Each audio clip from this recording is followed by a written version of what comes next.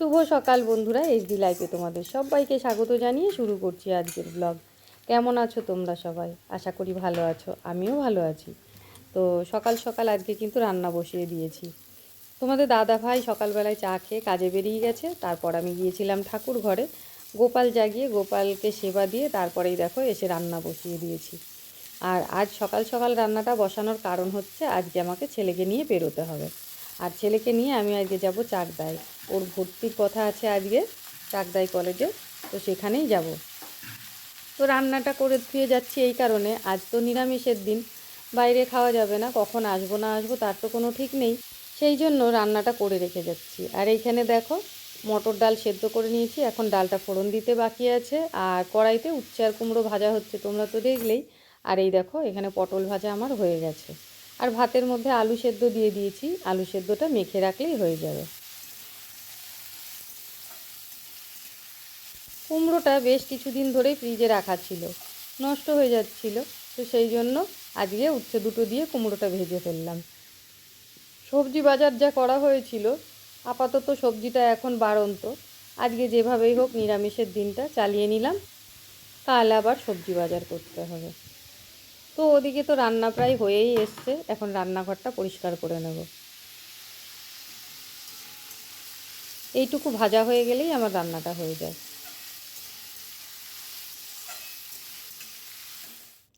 তো বন্ধুরা দেখো রান্না হয়ে গেছে আমার। আর এই যে ভাত, প্রথমেই তো ভাত নামিয়ে নিয়েছি।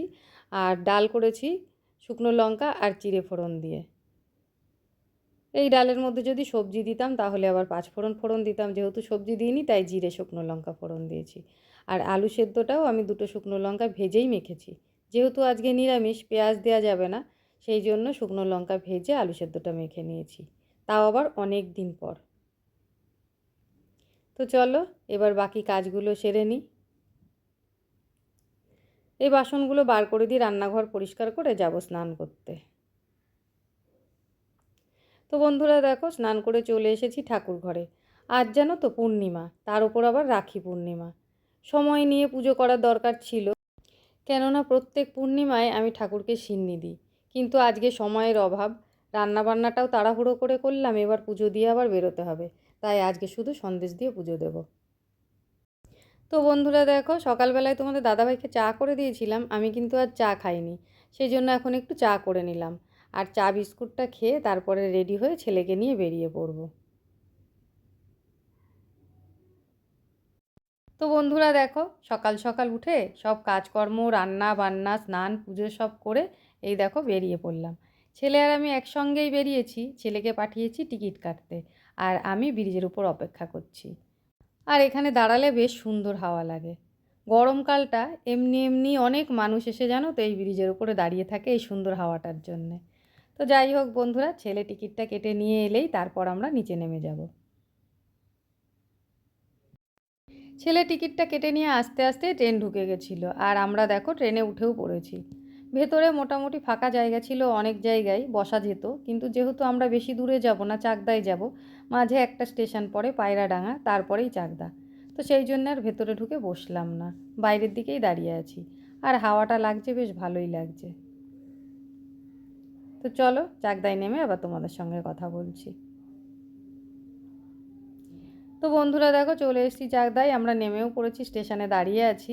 আর ট্রেনটা বেরিয়ে গেলে আমরা ওপারে যাব, ওপার থেকে টোটো ধরবো। তো বন্ধুরা জানো তো আজকে বাড়ি থেকে বেরোনোর আগ দিয়ে যেহেতু রাখি পূর্ণিমা, দিদির মেয়ে ফোন করেছিল ওখানে যাওয়ার জন্য, ছেলেকেও রাখি পরাবে। আর যেখানে আমরা এসেছি চাকদায়, এখানেও আবার বোনের বাড়ি আছে, তো সেখানেও একবার যেতে হবে। তো আজ কখন বাড়ি ফিরবো তার কোনো ঠিক ঠিকানা নেই। তো বন্ধুরা ট্রেন থেকে নেমে টোটোতে করে চলে গিয়েছিলাম ছেলেকে যেখানে ভর্তি করাবো সেইখানে। ওখান থেকে আবার দেখো চলে এসেছি আবারও টোটোতে করে বোনের বাড়িতে। বোনের বাড়ি থেকে যে কলেজে ছেলেকে ভর্তি করলাম হাঁটা পথই, কিন্তু বেশ কিছুটা হাঁটতে হয়, তাই সেই জন্য টোটোতে করে চলে এলাম। কেননা এখান থেকে বোনের দুই মেয়ে ছেলেকে রাখি পরাবে, তারপর আবার আমাদের যেতে হবে আমার দিদির বাড়িতে, দিদির মেয়েরা রাখি পরাবে।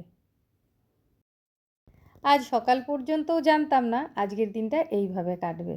আসলে কদিন আগেই ডেটটা দিয়েছে কলেজে ভর্তি হওয়ার, তো সেই জন্য আজ সকালবেলায় ঘুম থেকে উঠে আমি তাড়াহুড়ো করে রান্নাটা করে নিয়েছিলাম। আর আজ পূর্ণিমার দিনের পুজোটা কিন্তু আমি মন শান্তি করে দিতে পারিনি। যেহেতু ঠাকুরকে প্রত্যেক পূর্ণিমায় আমি একটু করে সিন্নি দিই, আজকে কিন্তু সেটাও দিতে পারিনি। সবটাই তাড়াহুড়ো করে বাড়ির থেকে বেরোতে হয়েছে। আর বাড়ির থেকে বেরোনোর পরই কিন্তু এইসব প্রোগ্রামগুলো সব ফোনে ফোনে হয়েছে। তো দেখো বন্ধুরা, প্রথমে বড়জন রাখি পরাচ্ছে ছেলেকে, এরপর আবার ছোটোজন পরাবে। ছোটোজনেরও এখানে রাখি পরানো হয়ে গেছে। তারপর আজ তো নিরামিষ, প্রথমত শনিবার, তারপর আবার পূর্ণিমা, তো সেই জন্য বোনের বাড়িতে নিরামিষ রান্নাবান্না হয়েছে। আমাদের কিন্তু খাওয়ার ইচ্ছা ছিল না, তবুও বোন জোর করছে খাওয়া দাওয়া করেই যাবি। রাখি পরানোর পর দুপুরবেলায় খাওয়া দাওয়া করেই যখন বেরোচ্ছিলাম, তখন আমাদের বোন এগিয়ে দিতে দিতে বলল যে আমি গেলেও তো হতো, কেননা দিদি যেখানে থাকে মাও সেখানে থাকে, মায়ের সঙ্গে একটু দেখা করাও হতো। আর ছেলে যেই শুনেছে মানি যাবে বলছে, ও তাড়াতাড়ি করে দেখো আবার ঘুরে চলে আসছে। ছেলে আবার ওর মানিকে বলল, মানি তাড়াতাড়ি রেডি হয়ে নাও, তাহলে আমরা সবাই মিলে একসাথে যাই চলো। সেই জন্য আমরা আবার ঘুরে এলাম। এখন কিছুক্ষণ বসবো, বোনরা রেডি হবে, তারপর আবার আমরা একসঙ্গেই সবাই বেরোবো।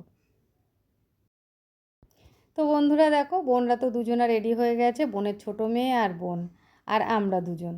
বড়জন যাচ্ছে না, কেননা ও শরীরটা খুব একটা ভালো নেই, সেই জন্য বলল মা তুমি আর বোন যাও, আমি বাড়িতে একটু রেস্ট নিই। আর একটুখানি সময়ের ব্যাপার, বোন মেয়েকে নিয়ে এখন যাচ্ছে, আবার আমি আর ছেলে যখন বাড়ি ফিরবো ওরাও কিন্তু ফিরে আসবে। এখন এখান থেকে বেরিয়ে আমরা যাব বাস স্ট্যান্ডে, আর এখান থেকে টোটো করেই বাস স্ট্যান্ডে যেতে হবে, আর ওখান থেকে বাসে করে আমরা বাপের বাড়ি যাব। আজকের এই বেড়ানোটা কিন্তু আমাদের হঠাৎ করেই হচ্ছে, কেননা আগে থেকে এটার কোনো প্রোগ্রাম আমাদের করা ছিল না। তো বন্ধুরা দেখো, আমরা বাড়ি থেকে বেরিয়ে তারপর টোটোতে উঠে পড়েছি, আর আমার পাশে রয়েছে বোন। আমি আর বোন পেছন দিকের সিটটাতে বসেছি, আর সামনের দিকের সিটটাতে আছে ওরা দুই ভাই বোন। ওরা দুই ভাই বোন বলতে আমার ছেলে আর বোনের ছোটো মেয়ে। তো দেখো দুজনে কত খুশি। আমার ছেলে এই কারণেই কিন্তু খুব খুশি হয়েছিল যখন বোন বলেছিল চল আমিও যাব, কেননা ও তো আমার সঙ্গে একাই ছিল, আর আমার সঙ্গে আমার ছেলে খুব একটা এখন বেরোয় না। আর যখনই বেরোয় ওর সঙ্গে যদি একটা সঙ্গী থাকে তাহলে ওরও ভালো হয়। তো বন্ধুরা দেখো চাকদা বাস স্ট্যান্ডের সামনের অবস্থাটা, এমনি এই জায়গাটায় জল জমে, তার মধ্যে আবার আমরা যখন বোনের বাড়িতে ঢুকলাম তখনই জোর বৃষ্টি একবার হয়ে গেছে, আর ওই জলটাতে আরও বেশি হয়ে গেছে। তো বন্ধুরা আমরা তো বাসে উঠেছি, আর আমাদের বাসটা ছেড়েও দিয়েছে। সামনের দিকে দুটো একটা করে সিট কিন্তু ফাঁকা ছিল, যেহেতু কেউ কারোর থেকে আলাদা বসবো না, তাই সামনের সিটগুলো ফেলে একেবারে পেছনে চলে এসেছি সবাই মিলে, আর সবাই পাশাপাশি বসেছি, আর ওইটা নিয়েই হাসাহাসি হচ্ছিল। এদিকে বাইরের দিকটা দেখো, এত পরিমাণ বৃষ্টি যে বাইরে যেখানেই তাকাচ্ছি সেখানেই শুধু জলে জল, জল ছাড়া আর কিছুই নজরে পড়ছে না। খুব খারাপ অবস্থা চারিদিকের।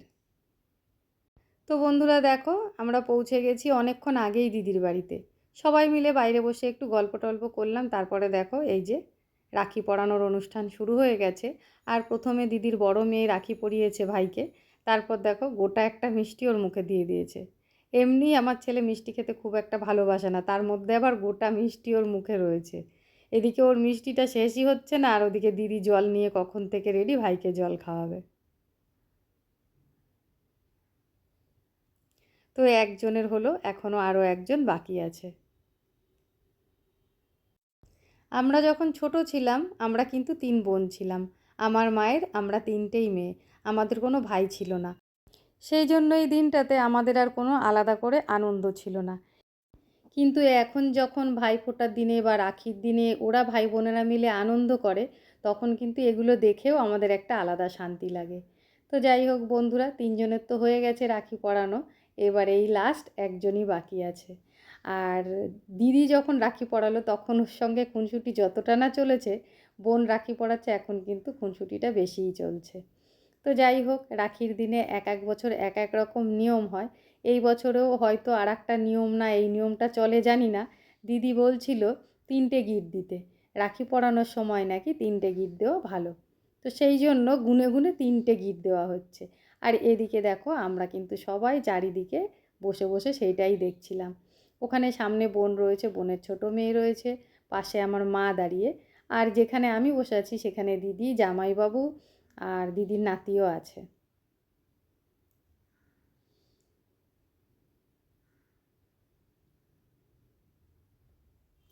তো বন্ধুরা, ওদের তো রাখির অনুষ্ঠান শেষ হলো, আর মা বলছিল খাওয়া দাওয়ার কথা। যেহেতু বোনের বাড়িতে আমরা দুপুরবেলা খাওয়া দাওয়া সেরে নিয়েছি, তাই ওখানে গিয়ে আর আমাদের কোনো খাওয়ার ইচ্ছা ছিল না।